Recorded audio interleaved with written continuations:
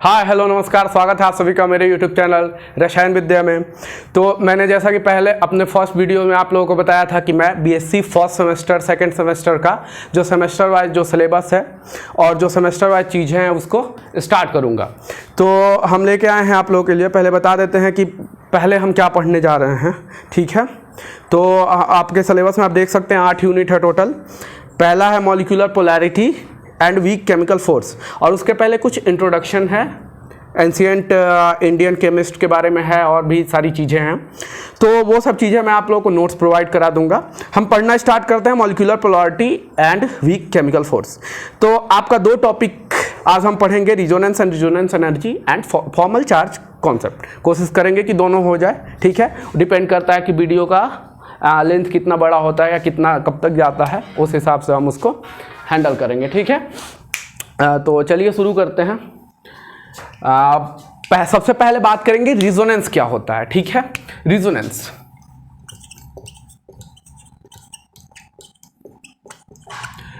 क्या होता है सर? रिजोनेंस जानने से पहले हम एक चीज जानते हैं। जैसा कि आप ने देखा होगा कि बेंजीन होता है, एक बेंजीन का आपने स्ट्रक्चर देखा होगा। ये बेंजीन आपका आपने स्ट्रक्चर देखा होगा सर। तो आप लोग जानते, जैसा कि हम जानते हैं कि अगर ये कार्बन है, ये carbon double bond carbon carbon, फिर ये डबल बॉन्ड कार्बन, ऐसे ही स्ट्रक्चर है ना। यहाँ पे डबल बॉन्ड कार्बन ये, और हाइड्रोजन भी लगे हुए हैं एक एक, ठीक है। तो जब इसके बॉन्ड लेंथ को हम मेजर करते हैं तो ये आप देख पा रहे हैं कि ये सिंगल बॉन्ड है, तो इसका एक एंगस्ट्रॉम में वैल्यू आएगा। वो वैल्यू कितना होता है हम बता रहे हैं आपको।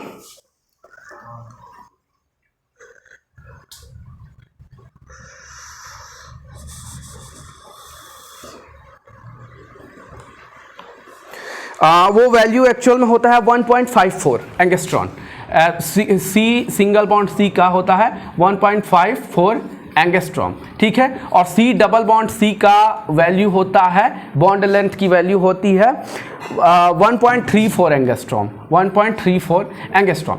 बट जब इसका चेक किया गया तो इसके सारे बॉन्ड्स की, सारे जो सी के साथ जो बॉन्ड्स हैं, सी और सी के साथ बॉन्ड्स, नॉट सी और एच के साथ बॉन्ड, सी और सी के साथ जितने भी बॉन्ड्स हैं वो 1.39 एंगस्ट्रॉम आए। कैसे? जब सी सिंगल बॉन्ड सी का 1.54 हो रहा था, सी डबल बॉन्ड सी का 1.34 हो रहा था, तो ये पूरा जब चेक किया गया तो सारे सी सिंगल हो या डबल हो, सिंगल हो या डबल हो, सबके वैल्यू 1.39 एंगस्ट्रॉम आए। सबने सोचा कैसे? आप जानते हैं कि सी डबल बॉन्ड सी है, सी सिंगल बॉन्ड सी है। तो जब डबल बॉन्ड आता है तो उसकी उसका जो बॉन्ड लेंथ होता है वो कम हो जाता है, और जो सिंगल बॉन्ड होता है उसका बॉन्ड लेंथ ज़्यादा होता है। देखिए यहाँ पे आप देख भी पा रहे हैं एंगस्ट्रॉम में है। लेकिन जब बेंजीन का लिया गया तो कम आया, इक्वली आया।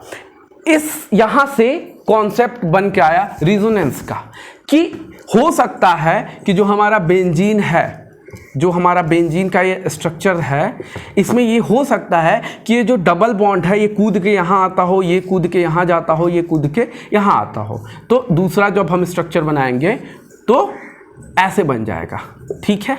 आप देख पा रहे हैं, पहले डबल बॉन्ड यहाँ था, अब यहाँ आ गया है, पहले यहाँ चला गया, यहाँ का यहाँ चला गया है, ठीक है।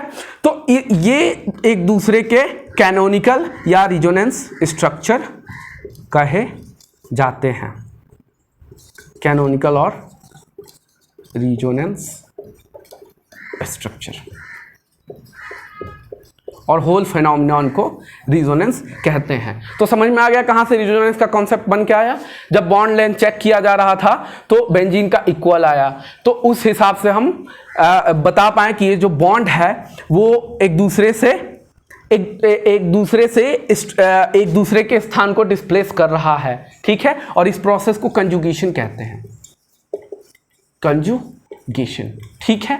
तो अब हम बात करेंगे इसका डेफिनेशन क्या होता है रिजोनेंस का। आप लोग चाहे तो लिख सकते हैं, मैं बोल दे रहा हूं रिजोनेंस का डेफिनेशन। ठीक है, ठीक है। तो लिखिए when a molecule or an ion is represented by more than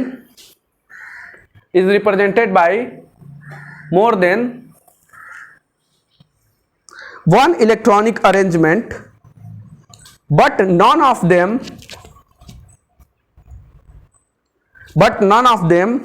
truly represents all the properties of that molecule or ion, the molecule or ion is said to have resonance। ठीक है, समझ लिया आपने? ठीक है, अब एग्जाम्पल हम दे सकते हैं। पहला बेंजीन, लिख लीजिए, कॉपी में नोट कर लीजिए, बेंजीन।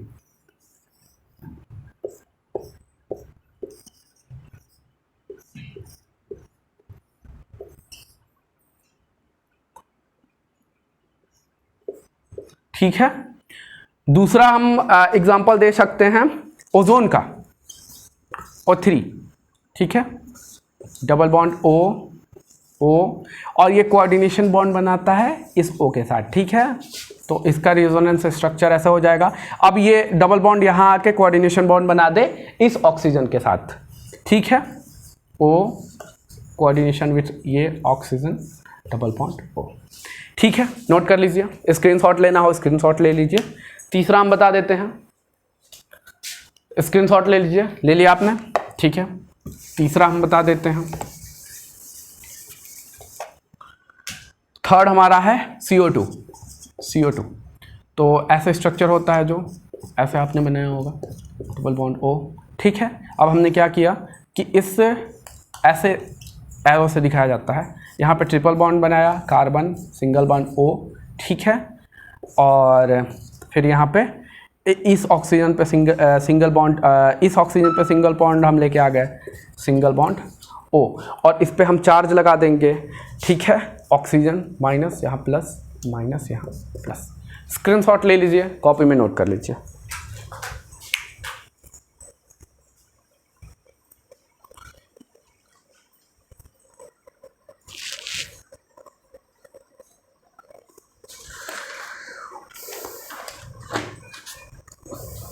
ठीक है, अब हेडिंग दीजिए कंडीशन फॉर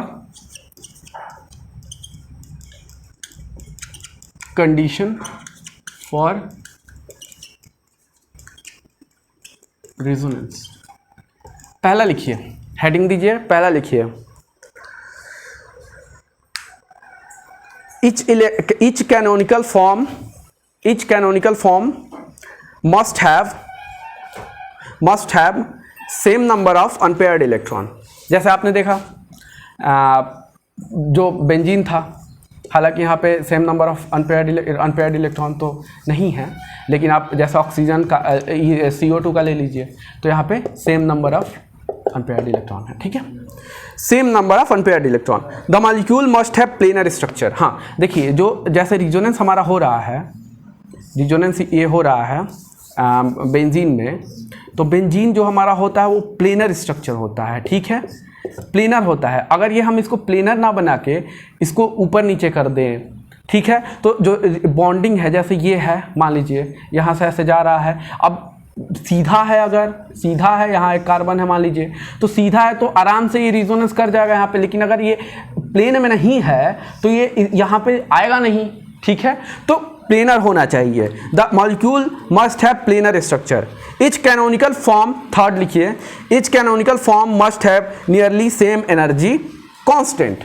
जो कैनोनिकल फॉर्म हम बना रहे थे, रिजोनेंस एनर्जी, रिजोनेंस स्ट्रक्चर जितने हम बनाएं, उसका जो एनर्जी होना चाहिए वो लगभग सेम होना चाहिए। ठीक है, चौथा लिखिए, identical arrangement of atom in various canonical form. हाँ, जो एटम होने चाहिए वो आइडेंटिकल होना चाहिए। अब ये नहीं कि हम इसका प्लेस हम कहीं चेंज कर दें, एटम तो चेंज हो नहीं रहा है, चेंज तो बॉन्डिंग हो रहा है।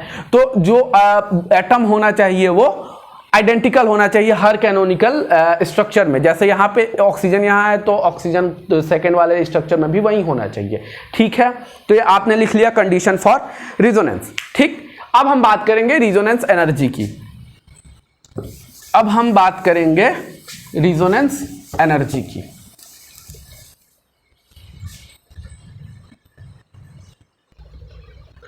हाँ, तो हम बात करेंगे रिजोनेंस एनर्जी की।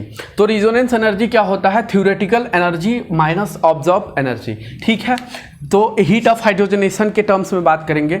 जैसा कि हम ये कंपाउंड लिए, इसमें H2 को जोड़ा हमने, तो ये हमें मिला, तो इसका delta H theoretical minus 28.6 kilo calorie पर मोल आया और ऑब्जर्व माइनस 28.6 किलो कैलोरी पर मोल आया। तो रिजोनेंस एनर्जी हम थ्योरेटिकल हमने बात किया, थ्योरेटिकल एनर्जी में से ऑब्जर्व एनर्जी को घटा देंगे, तो थ्योरेटिकल एनर्जी में से ऑब्जर्व एनर्जी को घटाया गया तो जीरो आया। तो जीरो आने का मतलब ये है कि इसमें इस स्ट्रक्चर में रिजोनेंस हो ही नहीं रहा है, ठीक है। आप देख भी पा रहे हैं कहीं रिजोनेंस नहीं हो रहा है। रिजोनेंस होने के लिए डबल बॉन्ड होने चाहिए, ऐसे ऐसे ऐसे, तो ऐसे ऐसे, तो ये एक दूसरे के साथ रिजोनेंस करते हैं। लेकिन यहाँ डबल बॉन्ड जो कि एक क्रम में नहीं है, तो यहाँ पे रिजोनेंस नहीं होगा। सेकंड की हम बात करें तो सेकंड की अगर हम बात करें तो डेल्टा एच थ्योरेटिकल यहाँ से हम करेंगे, एक में कर रहे थे तो 28.6, तो दो में करेंगे तो 28 गुणे 2 तो 56 आएगा। रिजोनेंस एनर्जी हमेशा निगेटिव में होता है, माइनस में, और किलो कैलोरी पर मोल में हम यहाँ ले रहे हैं, ठीक है।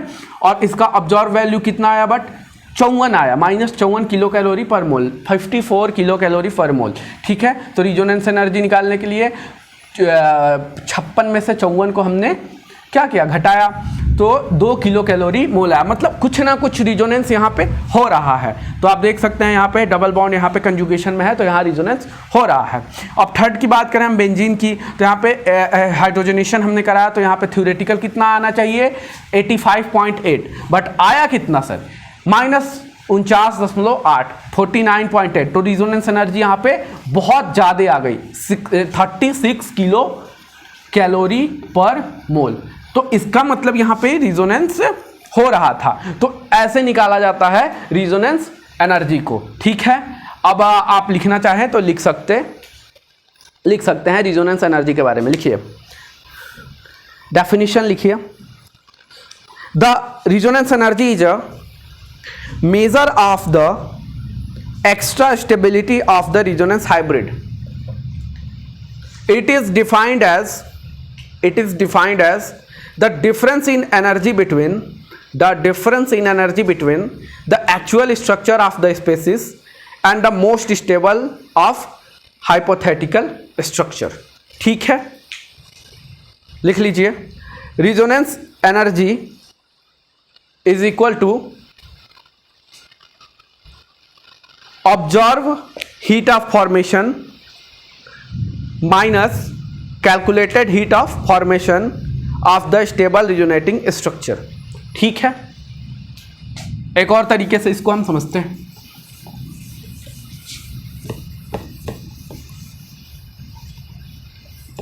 हाइब्रिड स्ट्रक्चर क्या होता है? जैसे हमने बेंजीन का रिजोनेंस स्ट्रक्चर बनाया, ठीक है, ये इसका दूसरा रिजोनेंस स्ट्रक्चर ये और ये, ठीक है। तो इसका हाइब्रिड स्ट्रक्चर हम ऐसे बनाते हैं, ठीक है। मतलब जो ये बॉन्डिंग है अब हमने चारों तरफ बना दिया, ठीक है ना। तो एनर्जी अगर हम बात करें एनर्जी के टर्म्स में, ये इसका पोटेंशियल एनर्जी हम निकालें, तो जो इसका एनर्जी होगा हाइब्रिड स्ट्रक्चर का, ये कम होगा इन कंपेयर टू जो इसका ये वाला स्ट्रक्चर रिजोनेंस स्ट्रक्चर है, ठीक है। और कम होने का मतलब क्या है? कोई किसी का कंपाउंड में एनर्जी कम होती है, इसका मतलब वो ज़्यादा स्टेबल होता है, ठीक है। तो जो रिजोनेंस एनर्जी होगा, इन दोनों के बीच के एनर्जी के गैप होंगे रिजोनेंस एनर्जी, ठीक है। नोट करना चाहे तो कर सकते हैं, स्क्रीनशॉट ले लीजिए।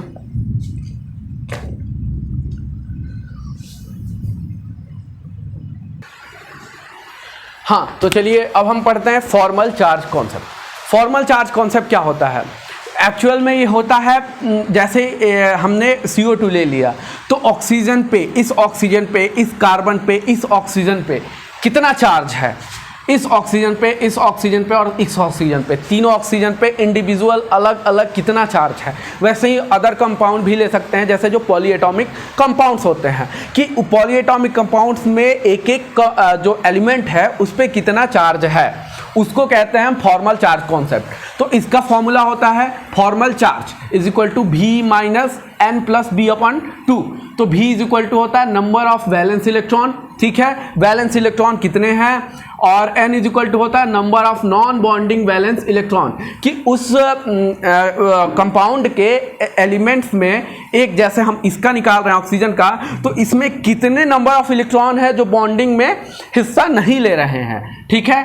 और B is equal to total number of electron shared in bonds, तो जो नंबर ऑफ इलेक्ट्रॉन्स कितने शेयर किए गए हैं, ठीक है। तो सबसे पहले डेफिनेशन लिख लीजिए, फिर ये फॉर्मूला लिख लीजिए, फिर एग्जांपल से हम समझते हैं कि क्या होता है, ठीक है। तो सबसे पहले डेफिनेशन लिख लीजिए, the formal charge over an atom, the formal charge over an atom of A polyatomic molecule, of A polyatomic molecule और ion is the difference between the valence electron of that atom in the elemental state and the number of electrons assigned to that atom in Lewis structure, ठीक है। तो ये कहने का मतलब ये है कि इसके और इसके जो डिफरेंस होता है उसको हम फॉर्मल चार्ज कहते हैं, ठीक है।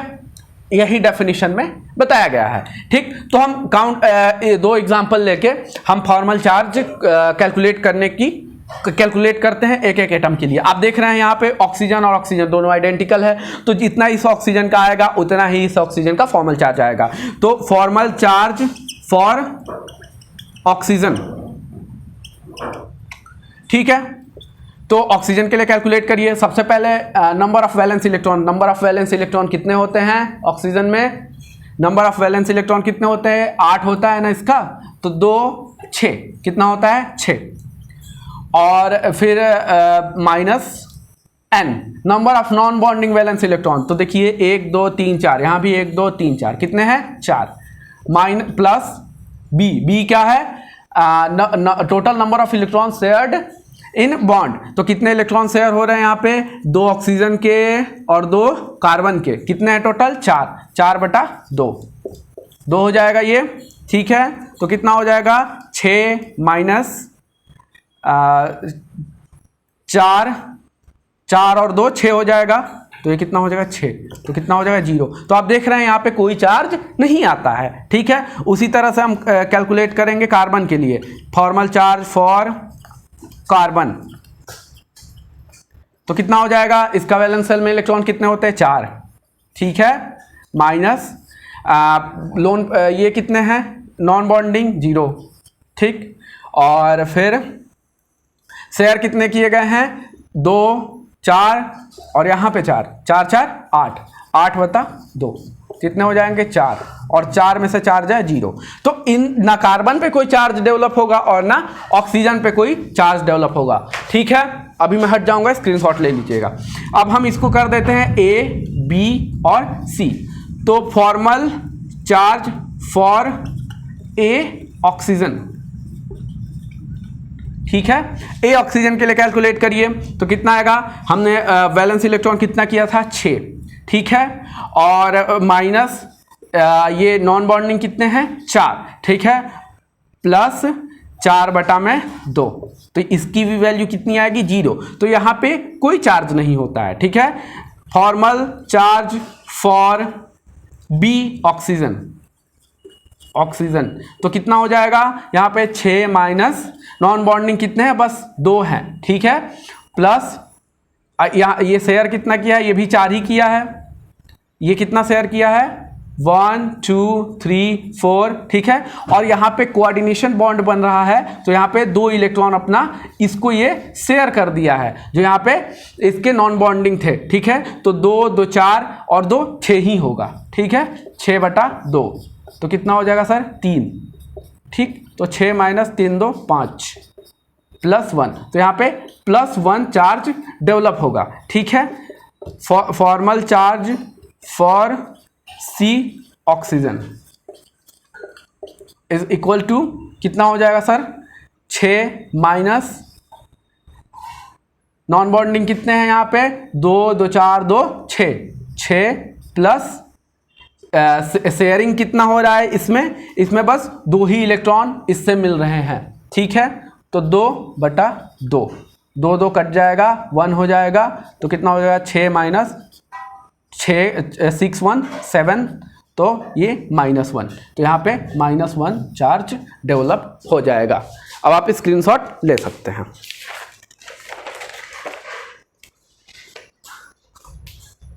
ठीक है, तो आज के लिए इतना ही। अगले वीडियो में हम पढ़ेंगे अपना अगला टॉपिक। तब तक हमारा वीडियो शेयर करिए, यूट्यूब चैनल को सब्सक्राइब नहीं किए हैं तो सब्सक्राइब कर लीजिए और अपने फ्रेंड्स के साथ शेयर करिए, लाइक करिए। धन्यवाद।